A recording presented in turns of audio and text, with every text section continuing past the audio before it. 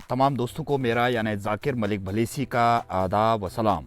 दोस्तों, जब इंसानों को भूख लगती है तो हम किसी को बोलते हैं कि हमें भूख लगी और हमें खाना मिलता है। इसी तरीके से हमारे घरों में जो जानवर होते हैं, पालतू जानवर, अगर उनको भूख लगती है तो कहीं न कहीं वो चिल्लाते हैं और हमें खाना मांगते हैं और हम उनको खाना देते हैं।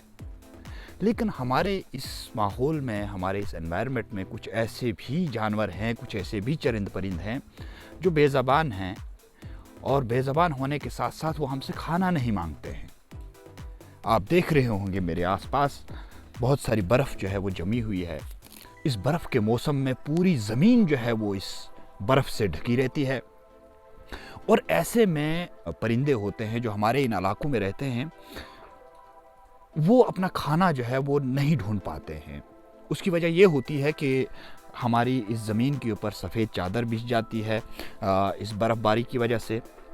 ये अक्सर जो है छोटे छोटे जो इंसेक्ट्स होते हैं, कीड़े मकोड़े होते हैं, उनको खाते हैं, या सब्जियां होती हैं, फूल होते हैं, उनको खाते हैं, या फिर हम जो खाना ज़मीन पे डालते हैं वो ये खाना जो है वहाँ से खा लेते हैं। लेकिन इस मौसम में इनको खाने की बहुत परेशानी रहती है, और कई जानवर, कई परिंदे ऐसे होते हैं जो भूख से मर जाते हैं। दोस्तों, ये हमारे माहौल का एक बहुत ही इम्पॉर्टेंट हिस्सा है, बेज़बान है। हमें इनके खाने पीने का भी इंतज़ाम करना पड़ेगा। यही इंसानियत है।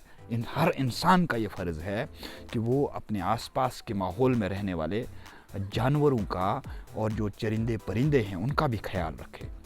तो इस मौसम के अंदर हमें करना क्या चाहिए कि बर्फ़ के ऊपर इस तरीके की एक चादर बिछा देनी चाहिए, और चावल हो या रोटी के छोटे छोटे पीस कर दिए जाएं, या फिर बिस्किट कर दिए जाएं, या फिर वीट हो वो हो, या मक्की हो। इस तरीके के दाने जो हैं सुबह के वक़्त या शाम के वक़्त जो है ज़रूर अपने घरों के बाहर रखना चाहिए। देखिए, इनको भी सर्दी लगती है, इनको भी खाने की बहुत ज़रूरत होती है, और इस मौसम में इनको खाना मिलना जो है बहुत मुश्किल हो जाता है, और इस वजह से जो है कई जानवर हलाक भी हो जाते हैं। हम देखते होंगे कि बर्फ़ के मौसम में बर्फ़ के ऊपर कई जानवर हमें मुर्दा पाए जाते हैं। उसकी यही वजह होती है कि वो अक्सर या तो बहुत ज़्यादा सर्दी से मर जाते हैं या फिर भूख से मर जाते हैं।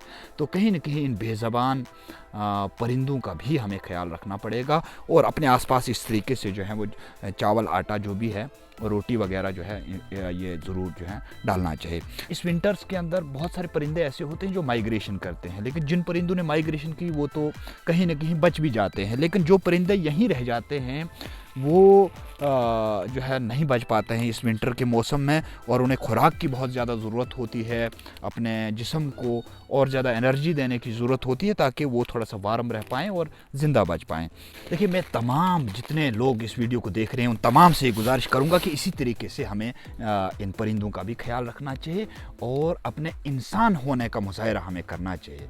तमाम लोगों को ये भी गुजारिश करूँगा कि इस वीडियो को ज़्यादा से ज़्यादा लोगों तक पहुँचाएँ। अस्सलाम वालेकुम, आदाब।